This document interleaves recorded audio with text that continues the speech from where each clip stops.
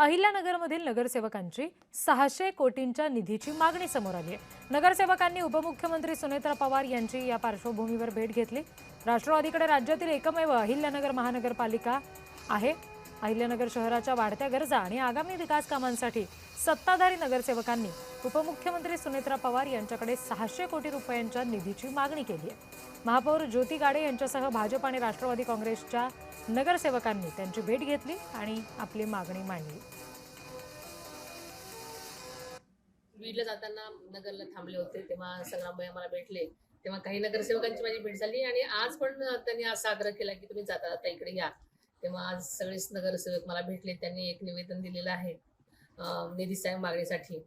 तर आपल्याला माहिती आहे की मागच्या वर्षी दादांनी अनेक प्रोजेक्टसाठी निधी दिला होता आणि ते प्रोजेक्ट आता जवळजवळ पूर्ण झालेले आहेत, काही प्रलंबित आहेत थोड्या निधीसाठी। तर नक्कीच आपण आपल्या ह्याच्यामधून त्या निधीची पूर्तता करण्यासाठी मी जरूर प्रयत्न करेन।